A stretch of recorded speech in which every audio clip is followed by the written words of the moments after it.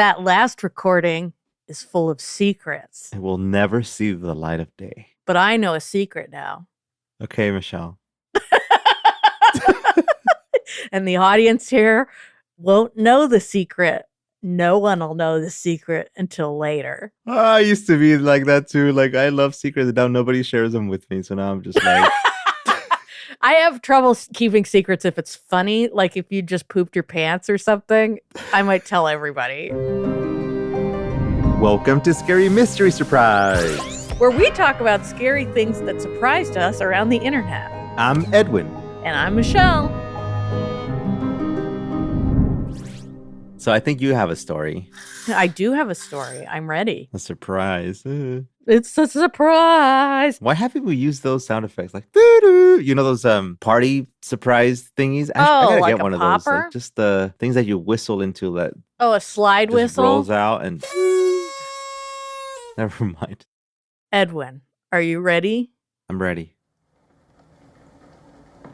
Ring around the rosy. Jeez. Pocket full of posies. Ashes, ashes, we all fall down. And then you're just looking at me like... Edwin, do you know about this nursery rhyme? Of course. Yeah. Like, I mean, about it, I'm not sure of like who wrote it or whatever, but like I've heard it over and over and I like singing it sometimes by myself. Do you know what it's about? You don't know what it's about. Is it some disease or something? Like, I don't know. Ring Around the Rosie is about the plague. I didn't know it was about, like, I mean, I don't know much about it. I know it's a creepy You don't know sounding history. thing. It's fine. We're going in the time machine today, so it's All right. fine. We don't need history books when we can have our own We can have the experience. time machine and we can witness it ourselves. But how could such an innocent song, sung by children everywhere, be about something so dark? I feel like a lot of things are like that too. I agree. I think a lot of you just don't know what it's about and you'd sing it along. Do you know the question, what do you want to be when you grow up? And we ask all kids about that. And I'm just like, this is terrible because you're overshooting your dream here. They're going to bring you back down. Or if you say something really weird, like for me, when I said I wanted to be an ice cream man and they were like, why? And I was like, what's wrong with that? They have a lot of friends. And then I haven't forgotten since. I remember who was there. Jose, I remember you. I remember you. Yeah, it's a lot of pressure to put on a kid, you know? Yeah. You get a bunch of ice cream. You get to talk to people all day. If that's what you're into, that would be my hell on earth. But if you want an ice cream while you're working, you can have ice cream at work. I always imagined they lived in the trucks, but yeah, that's just me. Right? That's what I thought. I thought they used to go and park somewhere and sleep there. Yeah. Literally, that's what I thought. And then now it's #van life. And now it's cool. Oh, man, I miss being a kid. That was awesome. Sometimes, yeah. Anyway, to the time machine.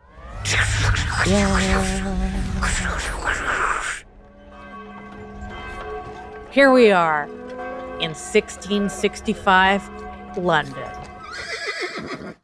You have no idea where we are.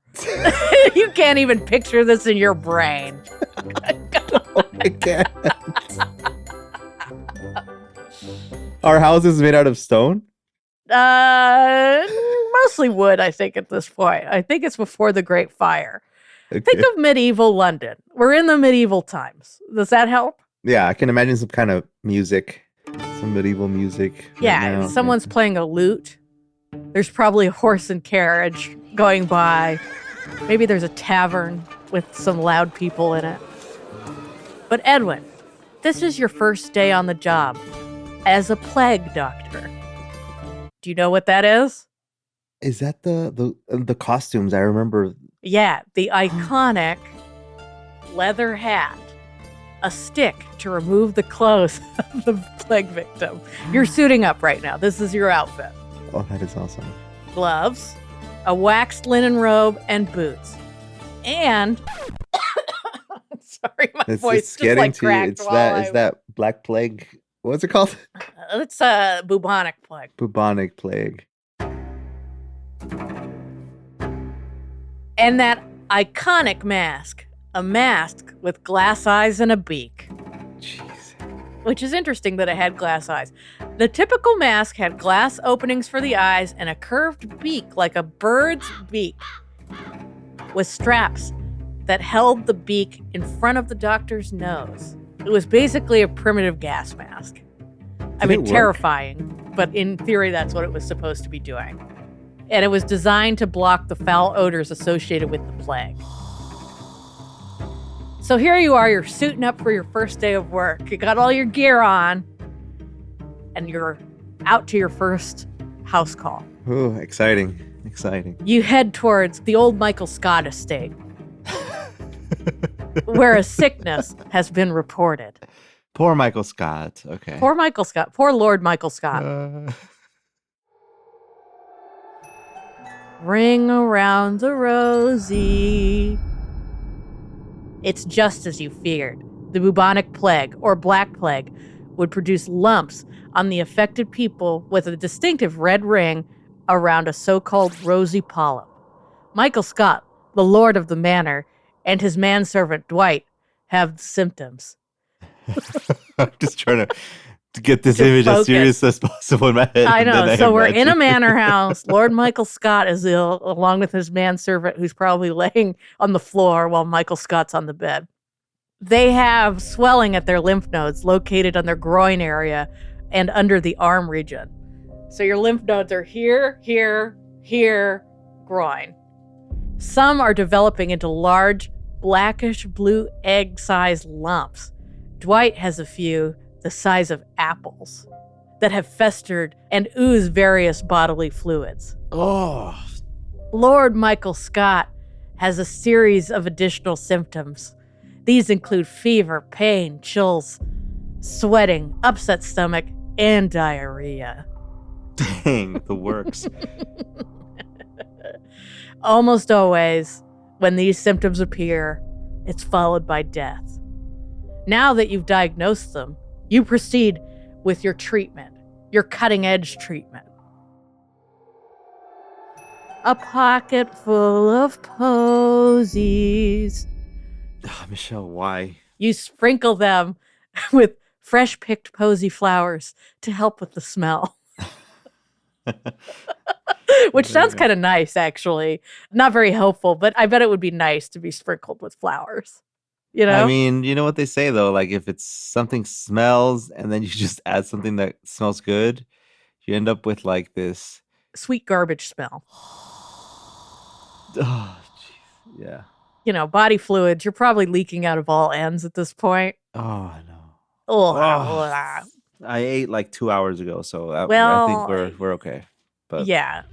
You decide to lance one of Dwight's pussy blue lymph nodes to help with the swelling. It oozes.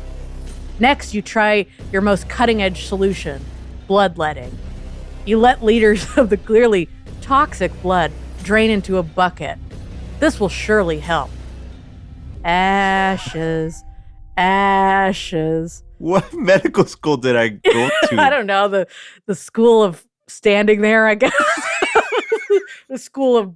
I wonder if this is the time when people were still barbers and doctors. I'm not quite sure. I think he just put on the outfit and decided you were a doctor that day. Oh, no. Needless to say, Lord Michael and Dwight are now dead. Oh, no. Now it's time to try and stop the spread. According to those who observed the effects firsthand, all it appeared to do was take brief physical contact with the clothing of someone who was sick to pass the disease on to someone else. Some doctors even claimed that the spirit leaving the body of the deceased infected others as it passed by. So, you know, let's cremate those bodies to prevent the spread. If needs be, the whole house will be burnt down. You have Dwight and Lord Michael's body dragged out of the house and put on the body cart to be burnt. And then we all fall down. As you head for home, you start to feel nauseous. You take off your mask and you feel a lump on your neck. And when you touch it ruptures and starts oozing pus. No, you think. It was only my first day. You are dead by morning. Wow. Over 50 million people dead from the Black Death. 1/3 of Europe's population, in fact, did fall down. Wow. Many of those who appeared healthy one day could be dead a few days later.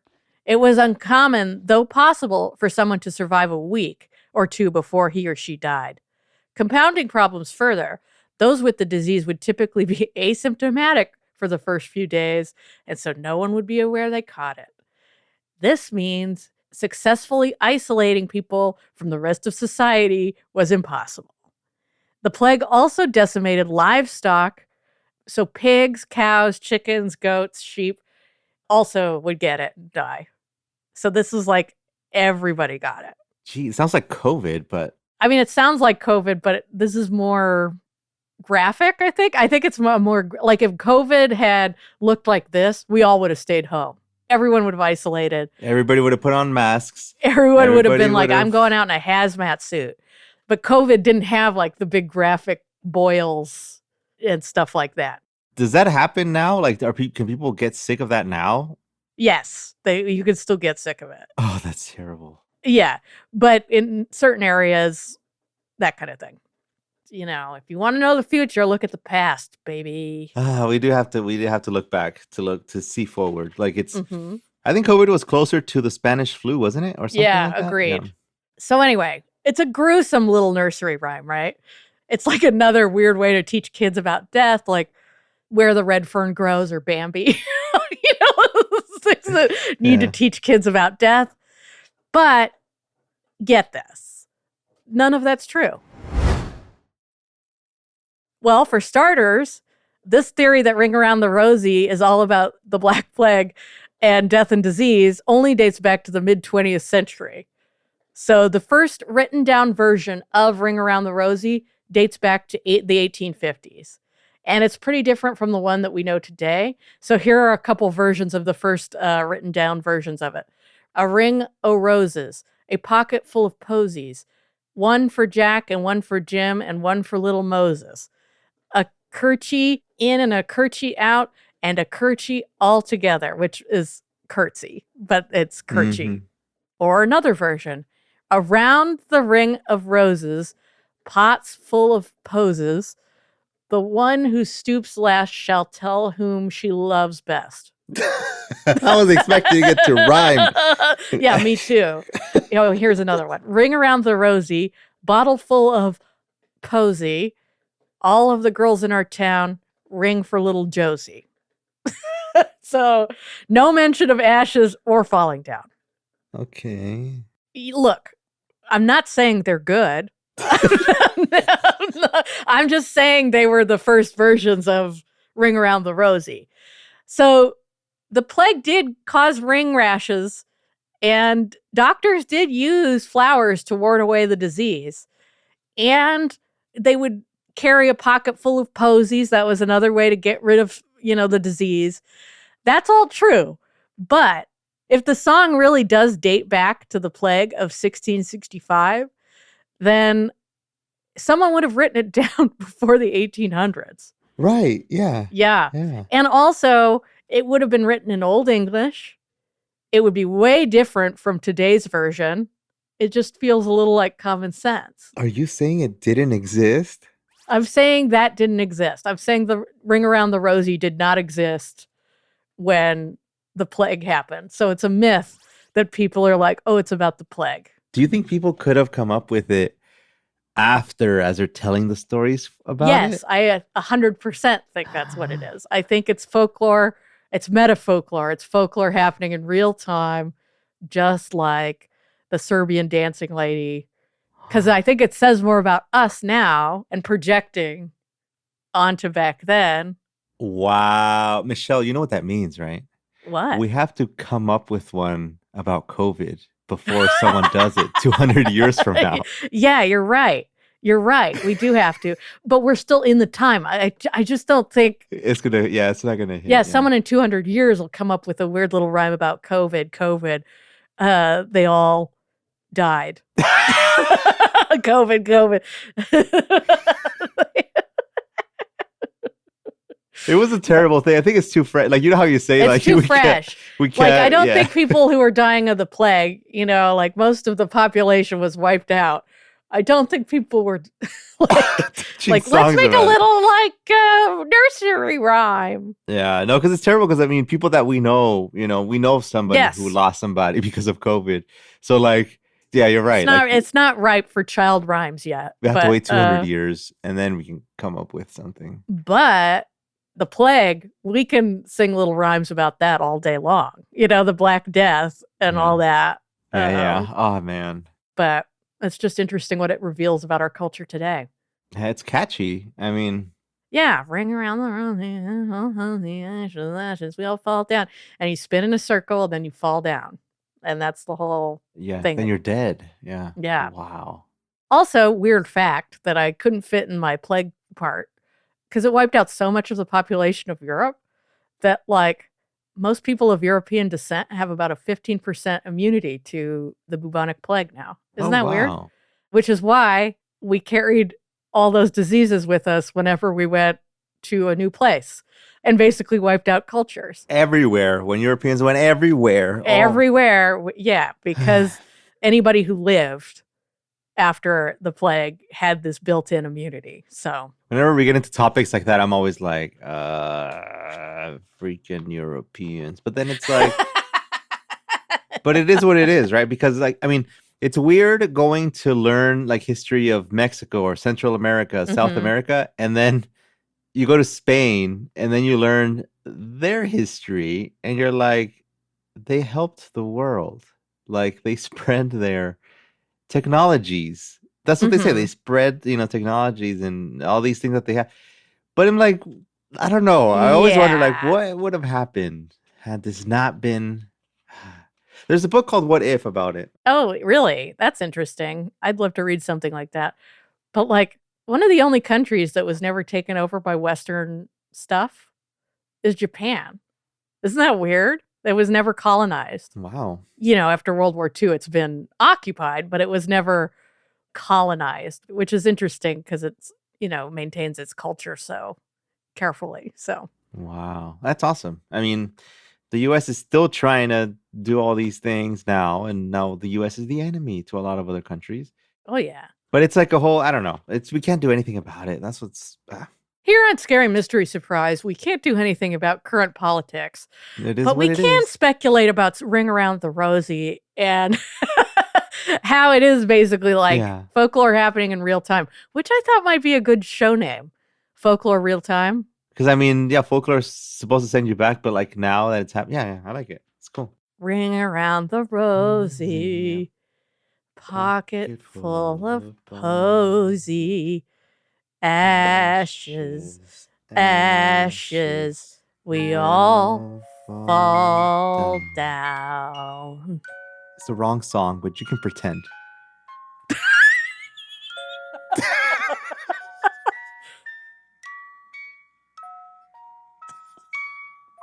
What song is that? I don't know. Perfect way to end the show.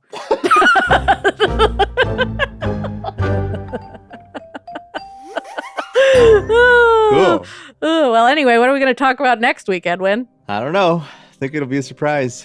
Ooh, yeah. Okay, bye. Bye, everybody. Scary Mystery Surprise is hosted by Michelle Newman and Edwin Covarrubias. This podcast was edited and sound designed by Sarah Vorhees Wendel of VW Sound.